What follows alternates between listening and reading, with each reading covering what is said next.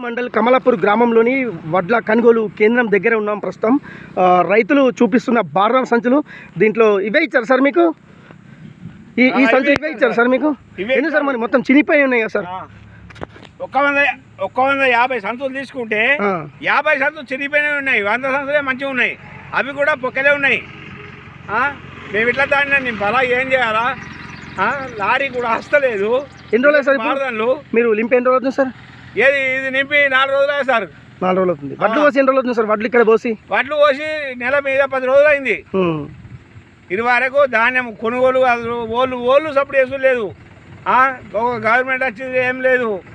ఇక్కడ ఉన్న మనిషికి అప్పచెప్తున్నారు. ఇప్పుడు భారతం కూడా లేదు. భారతం పంపించమంటే ఇటువంటి భారతం పంపిస్తున్నారు. మీరు ఎన్ని ఎకరాలు వేసారు సార్? ఎన్ని ఎకరాలు వేసారు మీరు? నేను 6 ఎకరాలు వేసాను సార్.